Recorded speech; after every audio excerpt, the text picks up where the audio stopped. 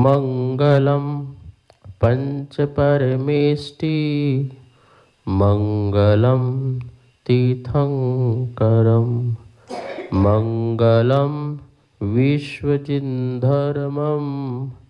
मंगलम वीरशासनम मंगलम वीरशासनम यस्य स्वयं स्वभावाप्ति रभावे कृष्णकर्मणः तस्मै संज्ञानरूपाय नमोस्तु परमात्मने। इष्टोपदेश नामक महान ग्रंथ है, आध्यात्मिक ग्रंथ है। यह 151 इसमें श्लोक है, संस्कृत भाषा में लिखे गए हैं। आचार्य पूज्यपाद स्वामी द्वारा यह लिखा गया है। हम 8वां नंबर का जो है श्लोक इसमें यहाँ पर पढ़ेंगे आज, और जिसमें 7वें नंबर इस श्लोक की पुष्टि की गई है कि मोह से जो ग्रसित व्यक्ति है उसका ज्ञान भी दूषित हो जाता है, उसका ज्ञान भी कुज्ञान हो जाता है। क्योंकि जिसकी श्रद्धा मिथ्या हो जाती है तो उसका ज्ञान भी मिथ्या हो जाता है। आप किसी व्यक्ति को लेकर के भ्रमित हैं तो निश्चित है उसके ज्ञान के प्रति भी आप भ्रमित हैं। यदि आपने सोच लिया ये व्यक्ति बेकार है, ऐसी आपकी श्रद्धा है, तो उसके प्रति जितना भी नॉलेज होगा वो भी नॉलेज आपका मिथ्या ही होगा, गलत ही होगा। तो श्रद्धा बिगड़ते ही ज्ञान बिगड़ता है, और ज्ञान बिगड़ते ही चारित्र्य बिगड़ जाता है। उसके प्रति जो आपका आचरण है, व्यवहार है, वो भी चेंज हो जाता है। अभी आप किसी व्यक्ति से बहुत अच्छे से मिलते थे, अपना समझते थे, और जैसे ही पता चला कि ये तो गलत है तो श्रद्धा गलत हुई।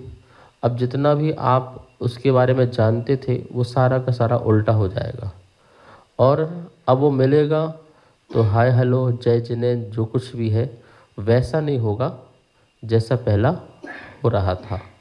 तो इसका मतलब है आपका व्यवहार भी चेंज हो गया। यही बात यहाँ कह रहे हैं कि हमारा दुख का कारण यही है मोह से ढका हुआ ज्ञान। मोहेन समृतम ज्ञानम स्वभावम न लभते। स्वभाव को प्राप्त नहीं हो पाता है जिसका ज्ञान मोह से ढका होता है। यहाँ मोह शब्द का अर्थ लेना है मिथ्यात्व, मिथ्यापन, झूठी श्रद्धा।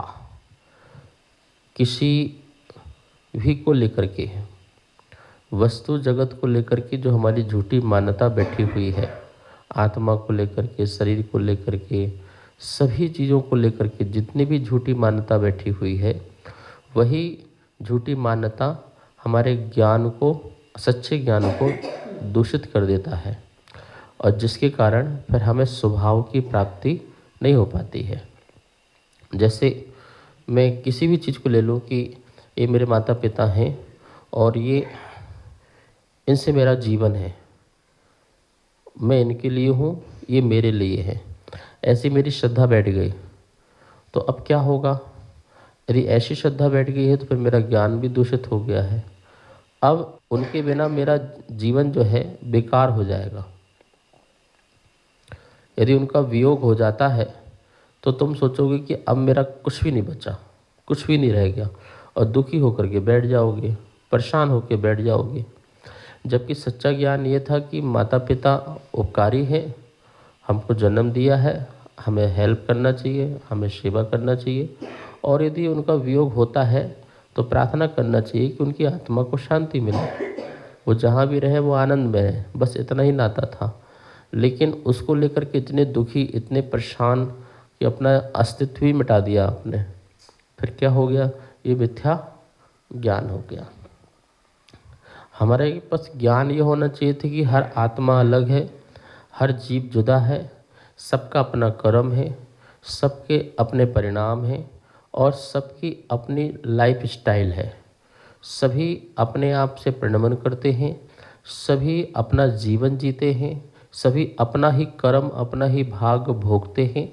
ये हमें श्रद्धा होना चाहिए था। मैं उनके भाग्य में कोई हेर फेर नहीं कर सकता, वो मेरे भाग्य में कोई हेर फेर नहीं कर सकते हैं। मैं उनके कर्म नहीं घटा सकता, वो मेरे कर्म नहीं घटा सकते। ये श्रद्धा होना चाहिए था। लेकिन हमारी श्रद्धा ये ना होकर के दूषित श्रद्धा थी, मिथ्या थी। मैं तुम्हें जीवन दे सकता हूँ, तुम मुझे जीवन दे सकते हो, मैं तुम्हारा ये कर सकता हूँ, तुम मेरा ये कर सकते हो। तो ये जो भाव रहे, इस भाव से हम प्रेरित होकर के दुखी रहे, जिससे हमने अपने स्वभाव को प्राप्त नहीं किया। तो कह रहे हैं कि अब जो मोही व्यक्ति है वो मोह से आवृत होकर के कैसे सबको अपना अपना मानता है, किन किन को अपना अपना मानता है। तो यहाँ पर श्लोक दिया है 8वां, उच्चारण करेंगे। वपुर गृहम धनम दारः पुत्रा मित्राणि शत्रवा सर्वथान्य स्वभावानि मूढ़ः स्वानि प्रपद्यते। वपुर्गृहं धनं दारः पुत्रा मित्राणि शत्रवः सर्वथान्य स्वभावानि मूढ़ः स्वानि प्रपद्यते। एक ही शब्द कर देखिए। वपुः मतलब शरीर, गृहम मतलब घर, धनम मतलब धन, दारः मतलब स्त्री, पुत्रः मतलब पुत्र, मित्राणि मतलब मित्र, शत्रवः मतलब शत्रु, सर्वथा सब तरह से, अन्य अन्य, स्वभावानि स्वभाव वाले हैं, परंतु मूढ़ः मोही अज्ञानी प्राणी इन्हें स्वानी अपना प्रपद्यते मानता है, समझता है। जितनी बातें यहाँ पर कही गई हैं, व्यक्ति इतने कोई बीच में ही घिरा रहता है। जैसे बपू मतलब शरीर, जन्म से लेकर मरण तक अपने पास शरीर रहता है। हम कहीं भी जाए शरीर हमारे साथ ही जाता है, उठते बैठते खाते पीते हर समय शरीर रहता है। जबकि ये शरीर साथ रहता है, लेकिन जब जीव जुदा होता है तो यहीं छूट जाता है, यहीं पर रख जाता है। ये आँख नाक कान जो भी पुद्गल पिंड हैं, परमाणुओं के पिंड है, एटम के पिंड है, ये सब यहीं पर छूट जाता है। लेकिन जो साथ साथ लेके घूम रहे हैं, इसको भी मूढ़ा, जो मूढ़ी व्यक्ति है, मोही व्यक्ति है, इसे अपना मानता है कि ये मेरा है, ये मेरा अपना है। डोंट टच माय बॉडी, कोई मुझे छुएगा नहीं, ये मेरी बॉडी है, ये मैं हूँ। इसमें ही कल्पना करता है ये मैं हूँ। फोटो किसकी खींचता है? अपनी तो नहीं खींचता ना, उसकी खींचता है जिसका ये है नहीं, ये शरीर है नहीं, उसकी फ़ोटो खींचता है और उसको देख के बड़ा खुश होता है, बड़ा प्रसन्न होता है। देखते हो फ़ोटो खींचते समय कैसे मुंह बनाते हैं लोग, मुस्कुराएंगे, हंसो हंसेंगे, ठीक है ना। तो इस प्रकार से सारी चीज़ें करते रहेंगे, तरह तरह के एक्शन की फ़ोटो लेते रहेंगे और उसको देख करके बड़े प्रसन्न खुश होंगे। उनकी फ़ोटो कहीं पेपर में छप जाए, फिर देखो ऐसा लगे जैसे भगवान मिल गए हों, ठीक है ना। और फेसबुक में आदि में लाइक मिल जाए, लग जाए 2-4-10 ज़्यादा, फिर तो ऐसा मिलेगा न जाने क्या हो गया। उसमें खुश हो रहा है, जो वो नहीं है उसमें खुश हो रहा है। ये उसकी मूर्खता है, ये अज्ञानता है और इसी कारण पे दुखी है। ये समझता है ये मैं हूँ, तो अब जब मैं ये हूँ तो इसको सुरक्षित व्यवस्थित करने के लिए वो दिन रात 24 घंटा लगा रहता है। सुबह शाम इसी के बारे में सोचता है, इसी के बारे में विचारता है। तो फिर वो अपनी आत्मा को नहीं जान पाता। जो मैं हूँ उसका तो कोई ध्यान नहीं है, ठीक ना, उसका कोई ध्यान नहीं है। और जो मैं नहीं हूँ उसके लिए 24 घंटे ध्यान है। जो मैं हूँ उसका ध्यान से ध्यान था, उसका ध्यान ज्ञान से था, उसका ध्यान संयम से था, उसका ध्यान समता से था, उसका ध्यान सामायिक से था, प्रतिक्रमण से था, आलोचना से था, परिणामों की विशुद्धि से था, वो तो सब हमें करना नहीं है। लेकिन हम इसके लिए क्या पहन लें, क्या ओढ़ लें, क्या सज लें, क्या संवर लें, क्या क्रीम लगा लें, क्या पाउडर लगा लें, क्या इसके लिए 24 घंटे मार्केट में जाते हो, कुछ चीज़ खरीदते हो तो किसके लिए खरीदते हो? है इतने सारे आइटम भरे हुए हैं शरीर मार्केट में। पूरा मार्केट जाओ, पूरे बड़े बड़े मॉल जाओ, कौन के सामान भरे हुए हैं? किसके लिए सामान भरे हुए हैं? सिर्फ शरीर के लिए। भोजन तो शरीर के लिए, फल फ्रूट शरीर के लिए, कपड़े शरीर के लिए, आभूषण शरीर के लिए, सब कुछ जो कुछ है ए टू जेड सब शरीर के इर्द गिर्द घूमने के लिए है। और उसको तुम संवारते रहते हो, उसी में लगे रहते हो। ठीक रहो, पहनाओ, सब कुछ करो, लेकिन मान्यता तो ये होना चाहिए कि ये मेरा नहीं है, ये मैं नहीं हूँ, ये मैं नहीं हूँ और ये मेरा नहीं है। जैसे गाड़ी है, खूब सर्विस कराओ, खूब धुलाओ, खूब साफ करो, अच्छे स्थान पर रखो, सुरक्षित स्थान पर रखो, कोई ले ना जाए, बिल्कुल ध्यान रखो। लेकिन ये तो मान्यता में होना चाहिए कि गाड़ी मैं नहीं हूँ, गाड़ी में कुछ होता है तो मुझ में कुछ नहीं होता, ये तो मानो। और गाड़ी यदि कोई ले गया तो मेरा कुछ नहीं ले गया, मेरा कुछ नहीं ले गया, मेरा ज्ञान नहीं ले गया, मेरा सुख नहीं ले गया, मेरा दर्शन नहीं ले गया, मेरे आत्मा के कोई गुण नहीं ले गया। उसे कौन चुरा सकता है? जो चुराई गई चीज़ है वो मेरी नहीं है, और जिससे कोई चुरा नहीं सकता वो मैं हूँ। मेरा ज्ञान कौन चुरा सकता है? मेरा नॉलेज कोई चुरा सकता है? नहीं चुरा सकता, वो मैं हूँ। जिससे कोई छीन नहीं सकता, जिसे कोई चुरा नहीं सकता, जिसे कोई मिटा नहीं सकता, वो मैं हूँ। और जिसे कोई छीन ले जिसे कोई चुरा ले, जिसे कोई मिटा दे, वो मैं नहीं हूँ। तो मैं सुखी, मैं क्यों परेशान फिर? ठीक है ना? तो हम उससे फिर अलग हो जाते हैं, उसका उपयोग करते करते भी हम अनटच हो जाते हैं, हमें फिर उतना ज़्यादा ध्यान देने की ज़रूरत नहीं पड़ती है। ठीक है ना? तो ये कह रहे हैं कि लेकिन जो मोही व्यक्ति है वो मोह में इतना मूढ़ हो जाता है, पागल हो जाता है कि वो सोचता है कि ये क्या हो गया, ये तो मैं था।